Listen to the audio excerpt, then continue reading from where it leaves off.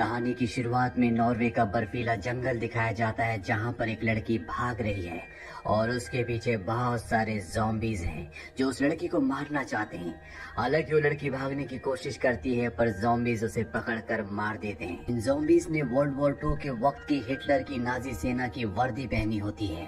वहीं हमें 7 दोस्तों को दिखाया जाता है जो अपनी ईस्टर वेकेशन के लिए अपने एक दोस्त के केबिन में जा रहे होते हैं। पर इन्हें केबिन से पहले ही अपनी गाड़ियां रोकनी पड़ती है क्योंकि आगे बर्फ है, बर्फ में गाड़ी नहीं चल सकती। यहाँ से सब के सब मस्ती करते हुए पैदल ही केबिन तक पहुँच जाते हैं। अब रात हो जाती है और इन्हीं सातों में से एक लड़की देखती है कि बाहर कोई है। वो डर जाती है और भागते हुए अपने दोस्तों के पास आती है और उन्हें बताती है कि मैंने बाहर बहुत अजीब सी आकृति देखी। सब के सब बाहर देखने जाते हैं पर बाहर कुछ भी नहीं होता। तभी यहाँ पर एक आदमी आता है और इनसे कहता है कि मुझे कॉफी चाहिए। ये उसे कॉफी पिलाने के लिए अंदर बुलाते हैं। वो कॉफी के 2 सिप पीने के बाद इनकी बियर उठाकर पीना शुरू कर देता है और इनसे ऐसे बातें करता है जैसे इन्हें बहुत वक्त से जानता हो। और बातों ही बातों में इन सभी दोस्तों को बताता है कि यहाँ का जो अतीत है वो बहुत ज्यादा डार्क है। वर्ल्ड वॉर 2 के वक्त हिटलर की नाजी सेना ने इस जगह पर कब्जा कर लिया था। वो 3 सालों तक इस जगह के आम लोगों को लूटते रहे, उन्हें टॉर्चर करते रहे। पर जब वर्ल्ड वॉर 2 खत्म होने को आया, हिटलर की यानी कि जर्मनी की हार सामने आ गई, तो नाजी सेना के कैप्टन हर्जोग ने फैसला किया कि वो यहाँ की सारी बेशकीमती चीजें लूट कर ले जाएगा।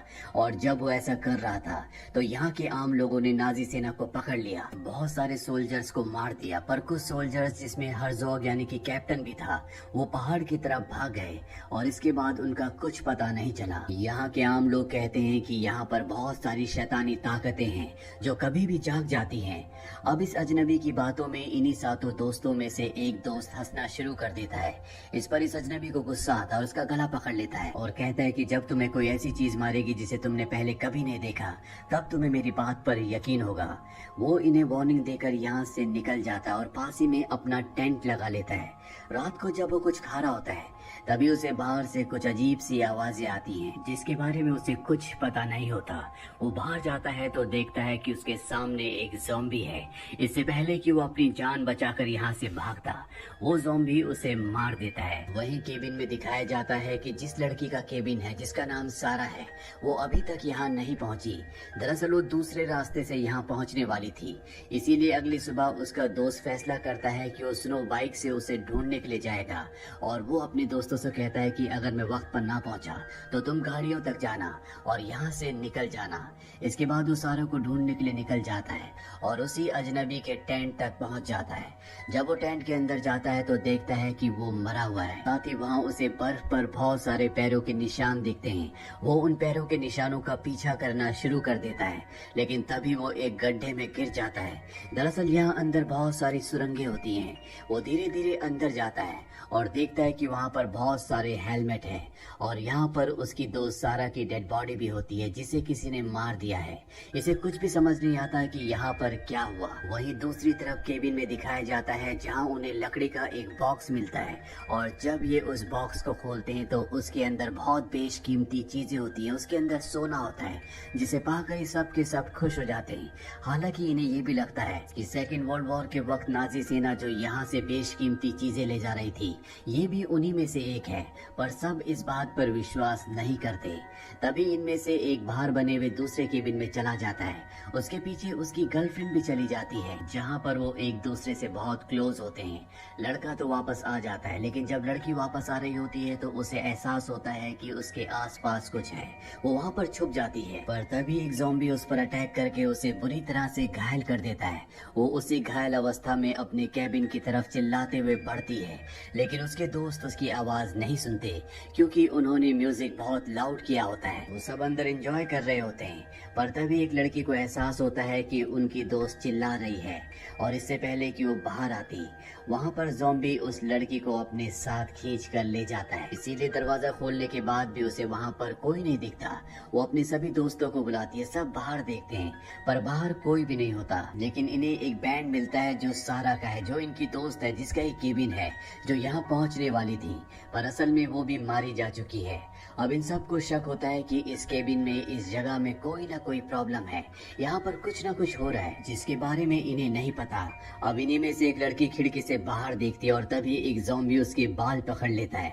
सब के सब उसे उस ज़ॉम्बी से छुड़ाते हैं और अब इन्हें यकीन हो चुका है यहाँ पर कोई ऐसी चीज है जो इन सबको मारना चाहती है। ये सारे दरवाजे बंद कर लेते हैं और हथियार उठा लेते हैं, लेकिन यहाँ पर बहुत सारे ज़ॉम्बीज हैं जो बहुत ताकतवर हैं। वो दरवाजे को, केबिन को तोड़कर अंदर आना चाहते हैं और इसी दौरान वो इनके एक साथी को उठाकर ले जाते हैं, उसे मार देते हैं। अब यहाँ केबिन में मात्र 4 लोग बचे होते हैं और ये प्लान बनाते हैं कि सुबह होते ही 2 लोग ज़ॉम्बीज का ध्यान भटकाएंगे और 2 लोग गाड़ियों की तरफ जाएंगे ताकि गाड़ियों से यहाँ से निकला जा सके। वहीं दूसरी तरफ इनके उस दोस्त को दिखाया जाता है जो सारा को ढूंढने गया था, जो नीचे गुफा में गिर गया था। वो वहां से बाहर आता है और तभी उसके सामने एक ज़ॉम्बी आ जाता है। ज़ॉम्बी उस पर हमला करता है, वो भी ज़ॉम्बी का सामना करता है, पर तब तक वहां पर एक और ज़ॉम्बी आ जाता है और ये दोनों के दोनों उस पर हमला कर देते हैं। पर ये किसी तरह से एक ज़ॉम्बी को मार देता है और दूसरे को पकड़कर रस्सी के सहारे चट्टान के कोने से कूद जाता है। हालांकि वो लटक जाता है पर ज़ॉम्बी ने भी उसे पकड़ा हुआ होता है। ज़ॉम्बी उसकी गर्दन पर काट लेता है। वो किसी तरह से ज़ॉम्बी को ऊपर से नीचे गिरा देता है और खुद भी ऊपर आ जाता है। वहीं केबिन के बाहर दिखाया जाता है कि अब सुबह हो चुकी है। वहां पर 2 लोग शोर करके ज़ॉम्बीज का ध्यान अपनी तरफ आकर्षित करते हैं और 2 लड़कियां गाड़ियों की तरफ जाती हैं, पर ये दोनों के दोनों रास्ता भूल जाते हैं और तभी इन लड़कियों के ऊपर ज़ॉम्बीज हमला कर देते हैं। ये दोनों ज़ॉम्बीज का सामना करती है।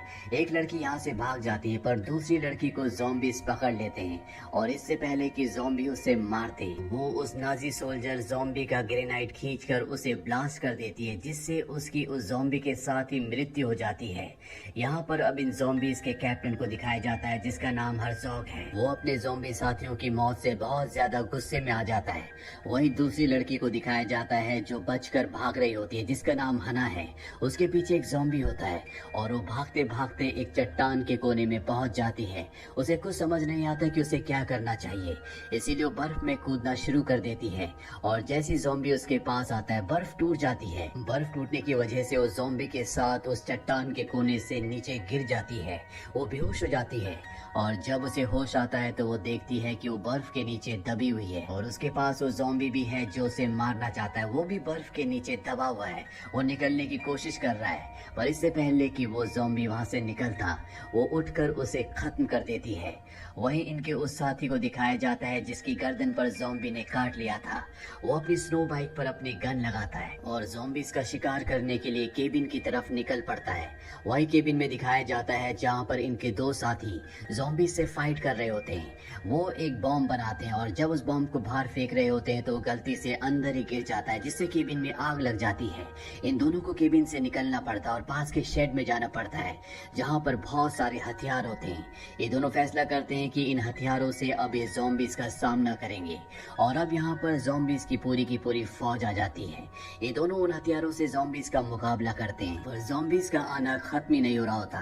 तभी यहाँ पर इनका वो साथी आ जाता है जो अपनी स्नो बाइक पर अपनी गन लगाकर ज़ॉम्बीज को मारने के लिए केबिन की तरफ निकला था। वो यहाँ पर बहुत सारे ज़ॉम्बीज को मारता है पर उसकी किस्मत अच्छी नहीं होती। बहुत सारे ज़ॉम्बीज उसे पकड़ लेते हैं और सब मिलकर उसे मार देते हैं। अपने दोस्त की मौत से यहाँ पर जो 2 उसके साथी बचे हुए होते हैं वो ज़ॉम्बीज को मारना शुरू कर देते हैं। यहाँ पर अब हना भी आ जाती है जो गाड़ी ढूंढने के लिए गई थी और जब हना अपने दोस्त के पीछे खड़ी होती है तो उसे लगता है कि उसके पीछे ज़ॉम्बी है, इसीलिए उस पर हमला करता है जिससे उसकी मौत हो जाती है। हना की मौत से दोनों के दोनों दोस्त पूरी तरह से टूट जाते हैं, लेकिन इन्हें ज़ॉम्बीज का सामना करना है। ये लगातार ज़ॉम्बीज को मारते रहते हैं। इन्हीं में से एक मार्टिन होता है। मार्टिन के हाथ में ज़ॉम्बी काट लेता है और तभी मार्टिन को उस अजनबी की याद आती है जो इनके कैबिन में आया था और इन्हें इस जगह के डार्क पास्ट के बारे में बताया था। उसने ये भी बताया था कि अगर कोई ज़ॉम्बी किसी को काट ले तो वो भी ज़ॉम्बी बन जाता है। इसीलिए मार्टिन अपना हाथ काट देता है ताकि जहर इन्फेक्शन उसकी बॉडी में ना फैले। अब यहाँ पर जितने भी ज़ॉम्बीज होते हैं ये उन सब को मार चुके हैं। यहाँ पर सिर्फ एक ही ज़ॉम्बी बचा है और वो होता है कैप्टन हर्ज़ॉग। वो अब बहुत गुस्से में है, इसीलिए वो कुछ बोलना शुरू करता है जिससे पूरी धरती कांपना शुरू हो जाती है और जमीन के नीचे जितने भी ज़ॉम्बीज होते हैं वो एक एक करके बाहर आना शुरू कर देते हैं। ये देखकर मार्टिन और उसका दोस्त यहाँ से भागना शुरू करते हैं। पर अब कैप्टन हर्जोग इन दोनों को खत्म करना चाहता है। वो मार्टिन के दोस्त को पकड़ लेता और उसे मार देता है और वो देखता है कि उसकी जेब में एक वॉच है। वो उस वॉच को बहुत ध्यान से देखता है जैसे कि वो उस वॉच को पहचानने की कोशिश कर रहा हो। मार्टिन ये देखकर समझ जाता है कि ज़ॉम्बीज को वही बॉक्स चाहिए जिसके अंदर बहुत सारा सोना था जो इन्हें केबिन के अंदर मिला था। मार्टिन केबिन तक पहुंच जाता है जो जलकर पूरी तरह से राख हो गया होता है। अब यहाँ पर हर्जोग भी अपने दो ज़ॉम्बी साथियों के साथ पहुंच जाता है, पर तभी मार्टिन को वो सोने से भरा हुआ बॉक्स मिल जाता है। वो उस बॉक्स को हर्जोग को दे देता है। दरअसल हर्जोग को यही चाहिए था। हर्जोग उसे जाने देता है। मार्टिन किसी तरह से अपनी गाड़ी तक पहुंच जाता है और जब वो अपने कांपते हुए हाथों से गाड़ी की चाबी लगा रहा होता है तभी उसकी कोट की जेब से एक सोने का सिक्का गिरता है और ये सोने का सिक्का उसी बॉक्स का है जिस बॉक्स को मार्टिन ने ज़ॉम्बीज को दिया है। दरअसल जब केबिन के अंदर इन्हें ये सोने का भरा हुआ बॉक्स मिला था तो हेना ने उस बॉक्स से एक गोल्ड कॉइन निकालकर कोट की जेब में डाल दिया था और इस वक्त वो कोट मार्टिन ने पहना होता है। अब जब गोल्ड कॉइन नीचे गिरता है और जैसे वो उसे उठाता है तो खिड़की के बाहर कैप्टन हर्जोग आ जाता है जो कि बहुत गुस्से में होता है और अब वो एक पंच मारकर गाड़ी का शीशा तोड़ देता है और इसी के साथ ये कहानी यहीं पर खत्म हो जाती है।